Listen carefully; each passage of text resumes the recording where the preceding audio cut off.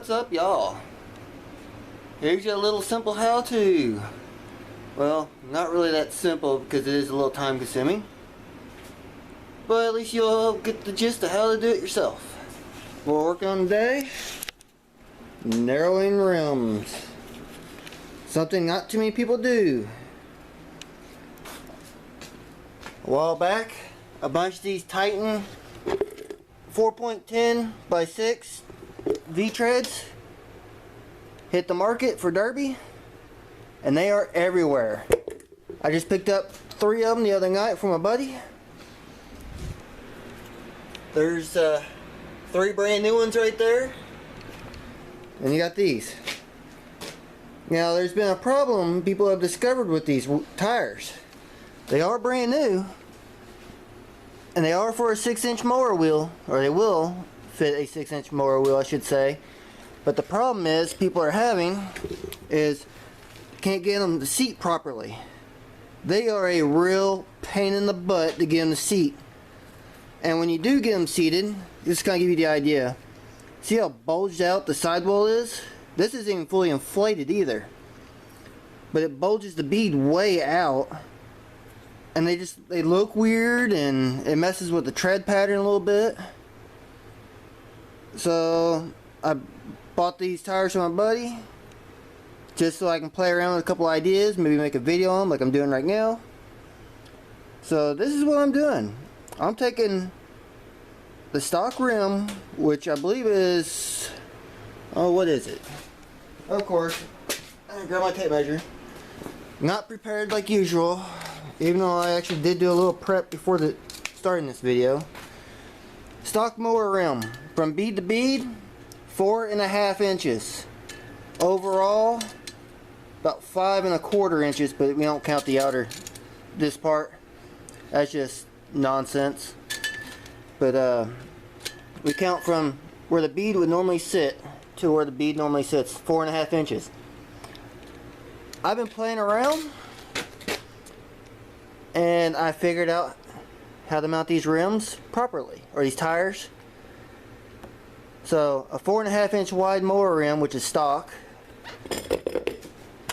versus a 3.5, which is what these tires are supposed to be on. It's a 3.5 inch wide rim. That's how it's supposed to look. Yeah. And as you can see where I re-welded it, you can actually see the hub sticking out. Yeah. I took about 1 inch out of that rim and narrowed it. So now the bead seated absolutely perfect on it, and it sits the way it's supposed to, and it's actually a little bit taller too now that it's seated correctly. Yeah. See the difference? Keep in mind, this tire's not even fully aired up. So here's the stock side, the modified side, and you can actually narrow these even more if you wanted, but I'm not. So let's get down to it.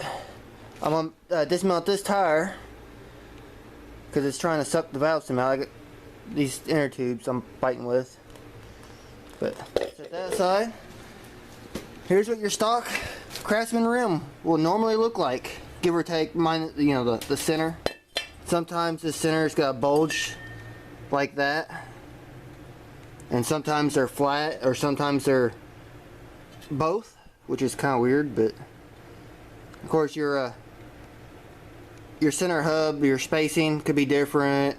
It just depends on what type of rim, but this is just your typical standard, I think, Craftsman rim, or fits on a Craftsman. I'm going to narrow this side, which you can narrow either side, because here's your center. There's the center of the rim. You can either narrow this side in, or you can narrow this side in. I'm going to narrow the inside. I'm going to take this whole strip right here out.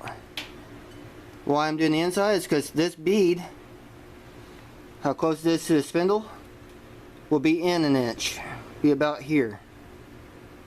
It makes a pretty good difference for Derby. It gives you a little bit wider stance. And also the nice thing about Craftsman rims, you can easily reverse them because they're neutral offset. To show you, Keep in mind there's no spacers holding this to space it properly. Look how much room there is now. Quite a bit.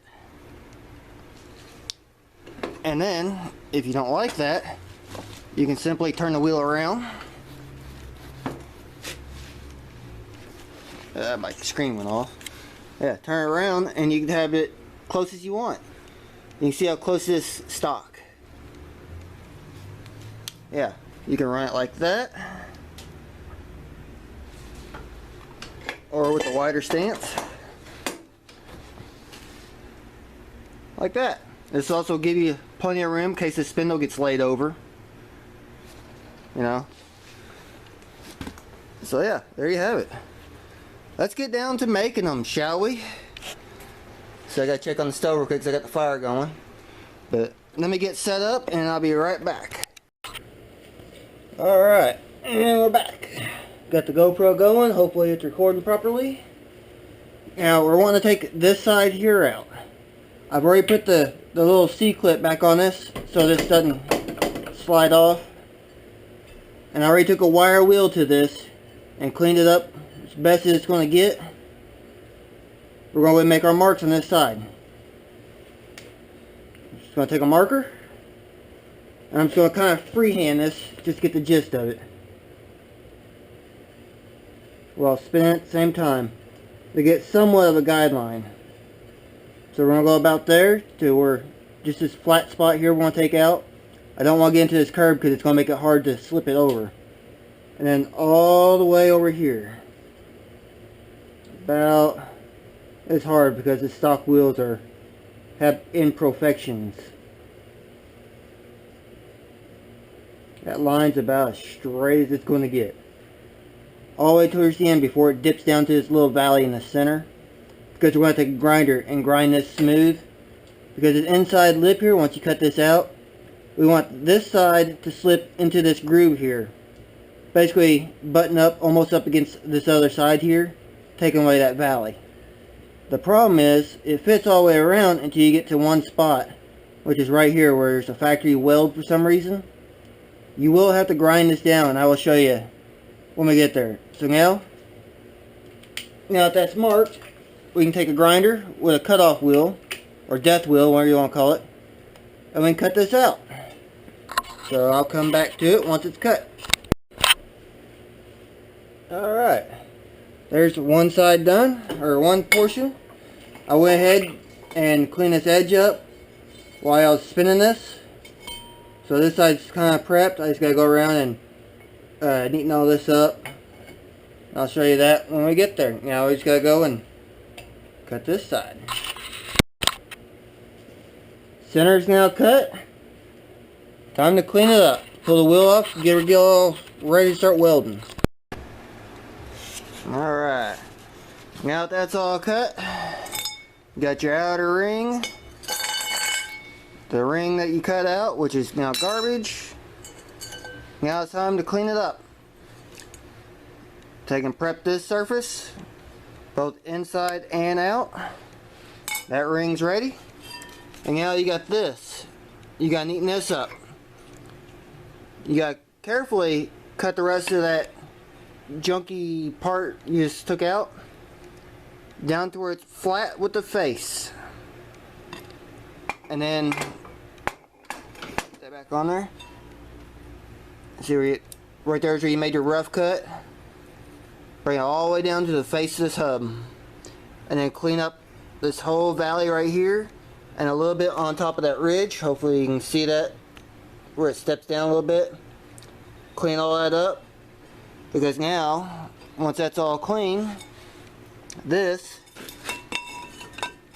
will now, let's try and do this one-handed, will now slide right into that valley.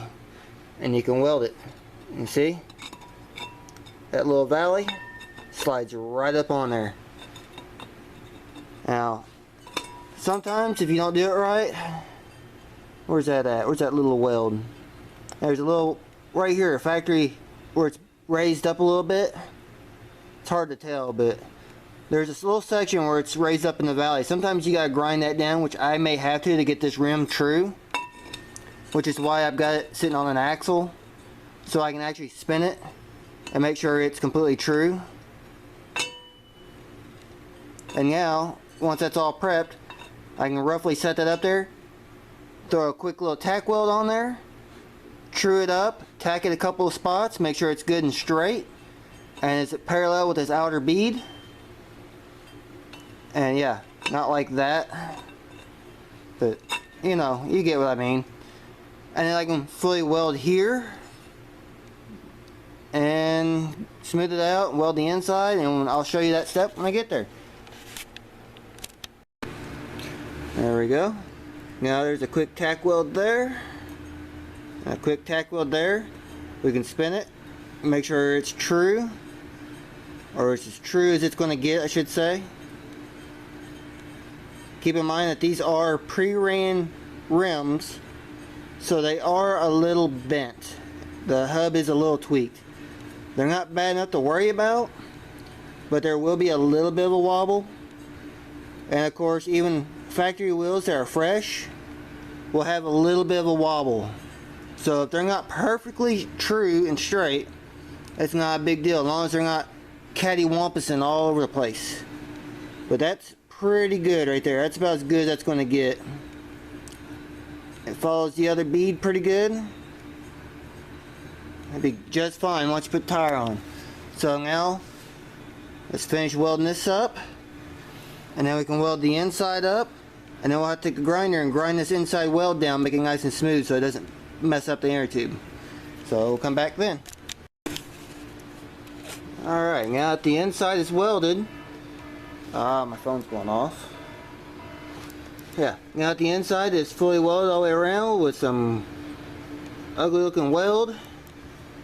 I need to touch a little spot right there, but not a big deal. Yeah, keep in mind I am welding with a flux core cheapo welder, and it's doing just fine. Now I'll come in with the grinder and smooth this out, and I'll show you what that looks like. And there you have it, all smoothed out. It's not perfect, but it's better than what it was. And it doesn't have to be absolutely perfect, because you're never going to see this part. And now, time to weld this inside lip right there, where it all comes together. Nice bead of weld all the way around. Clean it up, and that rim will be done. On to the next step. Alright, time to weld her up. Already got half the rim welded, as you can see. What you're doing is you're filling in this valley right here that you've created. That gives it a nice secure grab. Get you a nice bead of weld around there, or as good as you can get. Hopefully the better, better the better. And when it's complete, we'll clean it all up, clean all the slag off, clean the rim up, and then it's ready to be painted. And we'll be on the next step when we get there. And there you go. Fully welded and cleaned up. All the slag's been cleaned up. Got good penetration all the way around. That's done. Now you can throw some paint on it. So let's throw some paint on these wheels, and then they're ready to be mounted on with tires. And there you have it. Now you got a nice set of narrowed 6-inch wheels to fit these Titan tires. I'm just going to clean them up a little bit more, throw a second coat of paint on them, and they are ready to go out. I do believe that this set is already sold. Here's a little tip in case you're wondering what this is. Getting these tires sealed to the bead, dish soap. It works. I use this for all my tires when I mount them, whether it be a car or mower or whatever. Put some dish soap in the bead. It'll help it slide right up on there and seat. These tires are aired up to 35 psi. Yeah, that's right. 35 psi on these tires. That's as high as I'm willing to go. Considering they're only rated for, where's that? 17 psi? But it's alright. Yeah. As you can tell, I'm definitely going to clean this rim up some more. Throw another layer of paint on it. That's the one we just built. This one's already done. So I'll clean it up. Make them look brand newish. And they will be up for sale. Because I probably won't be running them. If I do, I'll build me another set. It's not a big deal. I actually have another set of rims right here that I've already started mocking up. They're a different offset I'm going to play with. There you have it. Narrowing mower wheels. Not too bad of a process. It is a little time consuming. Takes a little prep. You will need a good angle grinder with a cutoff wheel and a good welder. And I use my little drill there with a wire wheel. And that's basically it. It took maybe I'd say an hour, give or take, to build this rim. So altogether, maybe 2 hours to build a set, give or take, depending on what type of tools you're using. So yeah.